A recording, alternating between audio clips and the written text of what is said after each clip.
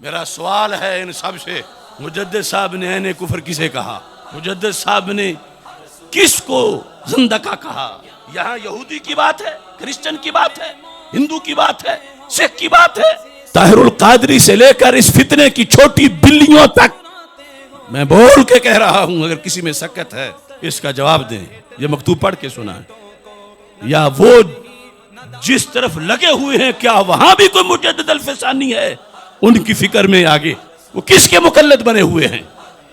انہیں کلینی یا خمینی تو مل سکتا ہے، مگر مجدد الفسانی یا اعلی حضرت وہاں نہیں ملیں گے، وہ ملیں گے تو یہاں ملیں گے۔ استقلالن ماننا حضرت مولا علی رضی اللہ تعالیٰ عنہ کو، استقلالن ماننا حسنین کریمین رضی اللہ تعالیٰ عنہما کو، استقلالن ابھی میں وضاحت کروں گا، یہ صرف ناجائز ہی نہیں، کفر بھی ہے۔ صرف ناجائز نہیں کہ چلو ناجائز محبت ہوگی فائدہ کوئی نہیں ہوا، استقلالن ماننا حضرت صدیق اکبر رضی اللہ تعالیٰ عنہ کو صرف ناجائز ہی نہیں کفر بھی ہے، اور سرکار کی وسادت سے ماننا یہ عین اسلام ہے۔ ہم یہ نہیں کہتے جو ہم کہتے ہیں وہ مانو، ہم کہتے ہیں جو قرآن کہتا ہے وہ مانو، جو حدیث کہتی ہے وہ مانو، جو مجدد الفسانی کہتے ہیں وہ مانو، جو اعلیٰ حضرت بریلوی کہتے ہیں وہ مانو، اور اگر وہ نہیں کہتے تو پھر ہمیں کہو کہ تم غلط بتا رہے ہو، اور اگر ہم شیشہ دکھا کر ثابت کر رہے ہیں کہ جس بیماری پر انہوں نے کفر کا فتویٰ لگایا وہ تو تمہارے جلسوں میں روزانہ نظر آ رہی ہے، تم کیسے کہتے ہو کہ تم روافض نہیں ہو؟ صرف تفضیلیت نہیں، استقلال ماننے سے بندہ زندیق بن جاتا ہے۔ اور نام کیا رکھا ہے؟ حب علی، نام رکھا حب صدیق اکبر، اور ادھر نتیجہ کیا ہے؟ میں اختصار سے پہلے آپ کے سامنے مکتوبات شریف سے پیش کرتا ہوں۔ لوگ مجددی کہلا لیتے ہیں، مدارس کا نام مجددیہ رکھ لیتے ہیں، مگر آج صرف نام ہی رہ گئے، تقاضے ختم ہوئے۔ یہ مکتوبات شریف اب میں بیماری دکھانے لگا ہوں، اور بالکل جو بندہ ہٹ دھرم اور ضدی نہیں اسے نظر آئے گا اس پورے ٹولے کے اندر، وہ طاہر القادری ہو، وہ عرفان شاہ ہو، وہ عبد القادر شاہ ہو، وہ ریاض شاہ ہو، یہ جو بھی الا بلا جتنے بھی اکٹھے ہیں، میں بیماری دکھا رہا ہوں، یہ مکتوبات شریف سے دکھا رہا ہوں، وہ بتائیں، انکار کر کے دکھائیں، یا اس قد کا کوئی میرے مقابلے میں پیش کریں۔ یہ مکتوبات شریف کے اندر بتایا گیا کہ بندہ سنی کیسے بنتا ہے اور کیسے زندیق ہو جاتا ہے، رافضی ہو جاتا ہے، کیسے خارجی ہو جاتا ہے۔ ایک مثال صرف عرض کر کے پھر میں المعتقد المستند المعتمد اعلی حضرت رحمۃ اللہ علیہ کی، اس سے صرف دو عبارتیں ہی پیش کروں گا، اور یہ ہماری آنکھیں تو بند ہیں ان پہ۔ کون ہے آج یہ چھوٹے چھوٹے کیا پدی کا شوربہ، وحدت امت میں جن کو پتہ نہیں کہ امت کی قسم کون سی ہے، دعوت ہے یا اجابت ہے، جمیعن میں پتہ نہیں حال کس سے ہے، مطلب کیا ہے، اور یہ اپوزیشن ان اماموں کی بنتے ہیں۔ وہ لفظ میں نے جو بولا، استقلالن، مستقلن، مستقلن کا یہ مطلب سمجھ لو کہ سرکار سے ہٹ کر اپنے طور پر، ویسے تو ہم سب میں محبت علی مستقل ہے کہ عارضی نہیں، ڈٹی ہے، پکی ہے، جمی ہوئی ہے، اس لحاظ سے تو ہم سب میں مستقل ہے، لیکن یہ استقلالن ہے سرکار صلی اللہ علیہ وسلم کے وسیلے کے بغیر، سرکار کی ذات کے بغیر، ڈائریکٹ ان سے اگر کسے محبت امیر را استقلالن اختیار کند و حب حضرت پیغمبر صلی اللہ علیہ وسلم را درا مدخل ندہد از مبحث خارج است۔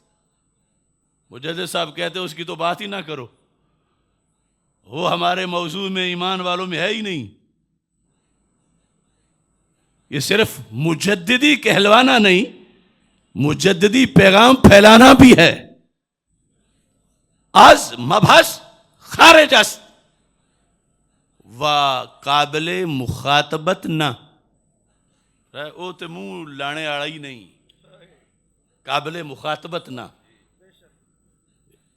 اتنا گندا ہے تے منہ لانے والا نہیں، دفاع کرو. سنو، یہ جھپے مارتے ہیں جن سے ایوارڈ لیتے ہیں، وقابل مخاطبت نہ، یہ تو ملنے کے لائق نہیں. حالانکہ یہ اس طرح کے تو اب سنیوں میں بن چکے ہیں. وہ دوسری کمپنی تو ہے ہی علیحدہ، تھا جو ناخوب بتدریج وہی خوب ہوا. اچھا، یہ جو استقلالن مان لیتا ہے، اس نے کوئی جرم کیا؟ پیار ہی کر رہا ہے نا مولا علی سے. ہم یہ سمجھتے ہیں نا کہ علی علی کرنے سے جنتی ملنی ہے. لیکن یاد رکھو، میرے آقا صلی اللہ علیہ وسلم نے فرمایا کہ حضرت مولا علی رضی اللہ تعالی عنہ فرماتے ہیں، مجھے سرکار نے فرمایا ان فیک مثلا من عیسیٰ، اے علی تمہارے اندر مجھے حضرت عیسیٰ علیہ السلام کی ایک جھلک، ایک وصف نظر آ رہا ہے. احبتہ النصارى وابغضتہ الیہود، ان کے بارے میں دو ٹولے جہنم میں گئے، یہود بغض کر کے، نصارہ پیار کر کے. پیار کی وجہ سے احبتہ النصارى، تو پیار والے کیوں گئے کہ جہنم میں؟ فرمایا انہیں وہ مانا جو رب نے بنایا نہیں تھا.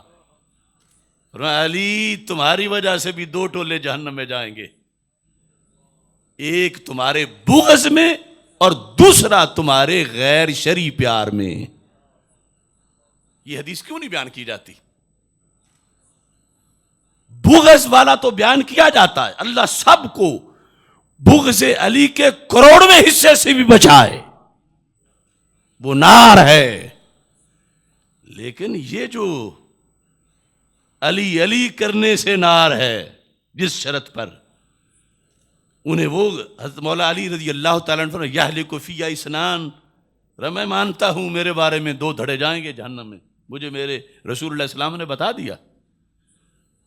جو میں نہیں ہوں وہ مجھے مانیں گے، میں چوتھا ہوں وہ مجھے پہلا کہیں گے، وہ میری ولایت کو خلافت کے معنی میں لے کر. اب جو انہیں بتایا جاتا ہے جو نہیں، اور پھر محبت کے نام پر کہ ہم انہیں مانیں گے، کون ہمیں روک سکتا ہے؟ تو مولا علی کہتے ہیں پھر جہنم سے بھی کون تمہیں روک سکتا ہے؟ تو صرف ماننا ناجائز ہی نہیں، اس پر کیا خمیازہ بھگتنا پڑے گا جو استقلالن مانے، مستقلن. مجدد صاحب لکھتے ہیں، سننا، غرض او ابطال دین است، ایسے محب علی کا مقصد دین کو باطل کرنا ہے. غرض او، پیچھے ذکر آ رہا ہے کہ جو استقلالن مانتا ہے، منکر علی کی بات نہیں ہو رہی، مولا علی کے بغض والے کی بات نہیں ہو رہی، یہودی کی بات ڈائریکٹ نہیں ہو رہی، ہندو سکھ کی نہیں ہو رہی، اس کی ہو رہی ہے جو کہتا ہے میں دیوانہ علی کا ہوں، لیکن سرکار کی نسبت سے نہیں، کہتا میں ڈائریکٹ مانتا ہوں، میں استقلالن مانتا ہوں، میں سرکار کے صدقے سرکار کے طفیل میں نہیں مانوں گا، میں مستقلن مانتا ہوں. تو مجدد صاحب فرماتے ہیں کہ اس بندے کا مقصد دین کو باطل کرنا ہے.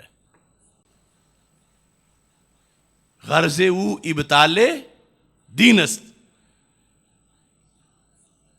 اور ساتھ کیا ہے؟ وہدم شریعت، شریعت گرانا اس کا مقصد ہے.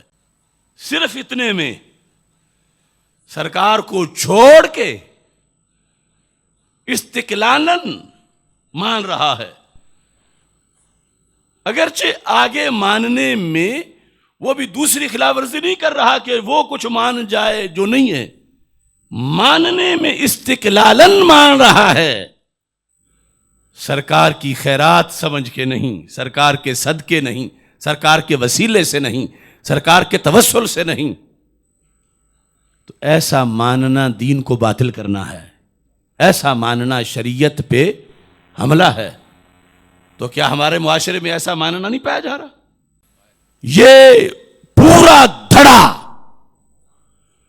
ان کے سینکڑوں ایسے ان کی تقریریں ہیں، ان کے طریقے ہیں، ان کے انداز ہیں جن سے استقلالن ماننا ثابت ہے، بلکہ اس پہ فخر کر رہے ہیں۔ اور اکابر ہمارے کہہ رہے تھے کہ استقلالن جو مانے گا اس سے کیا ہوگا؟ اس سے ابطال دین ہے، ہدم شریعت ہے، میخا حد کے بے توسط حضرت پیغمبر علیہ وعلی آلہ الصلاۃ والسلام راہ اختیار کند۔ یہ بندہ چاہتا ہے کہ سرکار کے وسیلے کے بغیر کوئی رستہ بنا لے، کوئی اپنی لائن سیدھی کر لے سرکار کے بغیر، کیونکہ جو سرکار والی ہوگی اس میں تو صدیق بھی ہوں گے۔ یہ چاہتا ہے کہ میں اپنی علیحدہ بناؤں، علیحدہ لائن بنا لوں۔ وَأَز محمد بَعَلِی گرایت وَهُوَ عَيْنُ الْكُفْرِ وَمَحْضُ الزَّنْدَقَةِ۔ یہ ہے مکتوبات شریف۔ میرا سوال ہے ان سب سے، مجدد صاحب نے عین کفر کسے کہا؟ مجدد صاحب نے کس کو زندقہ کہا؟ یہاں یہودی کی بات ہے، کرسچن کی بات ہے، ہندو کی بات ہے، سکھ کی بات ہے، یہاں ایک خاص پیٹرن کے محب علی کی بات ہے کہ وہ سرکار سے ہٹ کر مستقلاً استقلالاً مولا علی رضی اللہ تعالیٰ عنہ کو مانے تو وہ کفر ہے، اور یہ دن رات اسے ایمان بنا کے پیش کر رہے ہیں۔ کیا یہ سن نہیں رہے؟ طاہر القادری سے لے کر اس فتنے کی چھوٹی بلیوں تک میں بول کے کہہ رہا ہوں، اگر کسی میں سکت ہے اس کا جواب دیں۔ یہ مکتوب پڑھ کے سنا ہے، یا وہ جس طرف لگے ہوئے ہیں کیا وہاں بھی کوئی مجدد الفسانی ہے ان کی فکر میں آگے؟ وہ کس کے مقلد بنے ہوئے ہیں؟ انہیں کلینی یا خمینی تو مل سکتا ہے، مگر مجدد الفسانی یا اعلی حضرت وہاں نہیں ملیں گے، وہ ملیں گے تو یہاں ملیں گے۔ یہ بیماری ہے، اس پھر آگے تفضیل اور کیا کیا فتنے ہیں، یہ میرا فتویٰ نہیں ہے ان پر۔ جس کو مجدد صاحب نے عین کفر کہا اور جس کی وجہ سے کا بندہ زندیق ہو جاتا ہے، وہ یہ روزانہ کی تقریروں میں یہاں پایا گیا۔ تو اگر ان میں طاقت ہے تو بول کے دکھائیں مجدد صاحب کے خلاف، اگرچہ کچھ کمینے نجی محفلوں میں بھونکتے ہیں، مگر سامنے آئیں تاکہ باقی نقاب بھی اتر جائیں۔ اب یہاں پر مجدد صاحب نے جب یہ بات کی تو آخر آپ کو بھی ضرورت ہے کہ اتنی بڑی بات کر دی، حب علی پر یہ کہا، تو کس بیس پہ کہا؟ مجدد صاحب فرماتے ہیں میں اس لیے کہہ رہا ہوں، قال علیہ وعلی آلہ الصلاۃ والسلام من احبہم فبحبی احبہم۔ یہ حدیث لکھی آگے، اور حدیث لکھ کے پھر اس کو بیان کیا